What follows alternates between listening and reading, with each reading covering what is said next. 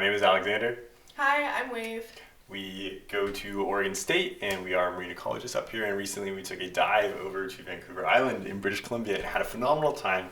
This was just a couple weeks ago, late December, and saw some really cool ecology going on and some beautiful kelp forests, some crazy seagrasses, and all sorts of organisms and interactions. And so we took some cool footage, and we'd kind of like to share that with you guys today and kind of talk about what we saw and what's going on. So stay tuned, take a look, check it out.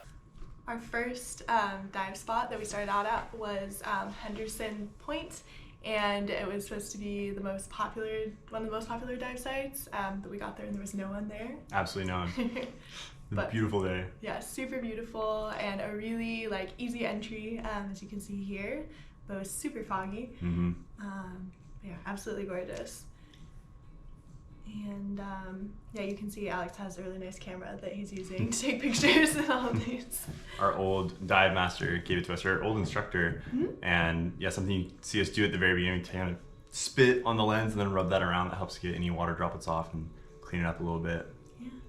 And then this site was pretty cold. We dropped down, it was about 42 degrees or so. And there's tons of little nudibranchs and anemones along the seafloor. And then you saw a feather star you were getting a photo of. Very cool guy, Wave popped behind. And then, again, nudibranch. So there was a white dorid and lots of other ones I think that we saw throughout the dive. And tons of rockfish tucked in little crevices. This crazy sea star only had 2 legs, but was still moving around without a problem. Good recovery. Sea stars have had it kind of rough for the past couple of years. Yeah, and then this site, it kind of just dropped off, as you can see, where it gets darker. And then we saw lots of little guys like the goby here, and then a sunflower star. This crazy sunflower star. We were so excited to see this guy. Basically, they're this just phenomenal creature that, as well as the other sea stars, kind of had a tough time the past couple of years. There's a sea star wasting disease. We'll probably talk to you guys a little bit about it more. But they've made a huge recovery, and recently we've just been seeing them. This is the first dive that we've been really seeing them back. And so it was very, very incredibly exciting for us. We were absolutely geeking to have them here up in the Saanich Inlet. Yeah. And then here we have a female kelp greenling that Alex is taking a picture of. You can see from kind of the speckled pattern that it's a female. Those yellow fins too. And then this guy, I was so excited. So this is a brown box crab, which most people probably have not heard of. But I studied these for my thesis research, and they, in San Diego where I was doing that work, they were really deep water species, but here we saw one at about maybe 40 feet. And so that was really cool, and the first time I saw one on scuba. So, yeah. Very pretty. I think you pointed it out too. So. Man, and this is an egg yolk jelly. This is kind of cool. It was just sitting in the Saanich Inlet. There's some freshwater layer that comes on top, and so there's this kind of density stratification where you have the freshwater and the saltwater below, and it creates this boundary that some organisms can't actually pass. And this egg yolk jelly was just kind of there at that horizontal gradient with all of its tentacles spread out, just floating there and sitting. It was very pretty and cool to just see it kind of hanging out and moving around. Yeah. You see it kind of get hazier as we move up. And then this next spot was Ogden Point. This was right in kind of central Victoria area, and this huge breakwater wall with a big bull kelp forest off the side, which was really epic to see. Yeah, the mountains in the background too. Yeah. No, it was crazy. And then the sun came out right as we were actually getting in, and so I feel like we had beautiful lighting, and the top canopy was really cool. But yeah, you can see just the views we had, I feel above water were also really sick. Yeah, and totally easy access. This breakwater goes right by the side. Tons of tourists and people walking around. It's very nice. Yeah, and then the top 20 or so feet were super clear. So when we first started the dive, I feel we had high expectations. And then it definitely started to get more hazy when we went deeper. Yeah. You can kind of see here all the particulate in the water, but still very cool. Yeah, these guys were maybe at 70 feet. Definitely got a little murkier, but still not too bad, honestly, I'd say. Maybe 15 feet viz? Yeah, which I feel diving up here is pretty decent. I'll take it. Yeah. And another pretty cold site, again, in the low 40s. Absolutely. And then we came upon a pretty nice big school of these black rockfish, and I also study these now for my PhD, and so it was cool to see these all kind of hanging out in the upper canopy. There's a little seagrass bed that we stumbled across. And this awesome little nudibranch. It was cool because you had the kelp forest here on these large blocks across from the breakwater, and then the seagrass beds on the kind of flat, more sandy areas across from that. Some cool connectivity with juveniles and adult fish. And yeah, this is just right at the end of our dive. You can kind of see, to get in at this site, there's these big like concrete steps that go down into the water. Large. You kind of just like throw yourself gently down the stairs to get in, but pretty cool.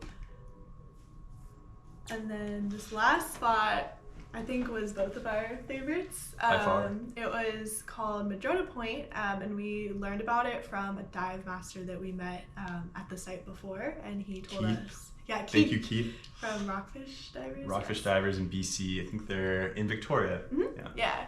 And we were telling him that we were visiting, and he said, you have to check out this site, and told us that it was known for having these octopus and wolf eel condos, and so it did not disappoint. It was very, very cool. Oh. This is us kicking out, very calm. It's on the northern side of Vancouver Island. And what's really cool is it's this sandstone formation, which I didn't expect out there. And I guess just the way that the erosions happened, what's kind of formed the condos is the sandstone has a bunch of little inlets and nooks and crannies and cracks. And within that, you just have this huge diversity of life. More of these male kelp greenlings. You saw the female earlier with the yellow fins. These ones are more blue. The fire hose. Yeah, so they ran this fire hose. There were some surface buoys that were super helpful to mark kind of where to drop down and where to find this wall where the condos are.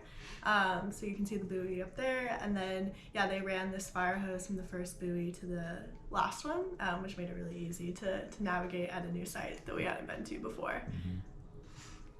And then, as soon as we hit the wall, there's just tons of greenlings, rockfish, just a huge diversity of fishes, which is really exciting to see and very mind-blowing. Yeah, at least 15 of those kelp greenlings, and I'd never seen them in that way, just in one area, interacting with each other, and this almost schooling behavior. Normally they're so solitary, I feel. Yeah, I don't think I've seen anything like that. Oh yeah, this dude was very cool. We saw tiger rockfish tucked in the rocks here. And then another copper. So beautiful. Mm-hmm. Never seen a tiger before. Yeah, me neither. So it was really neat.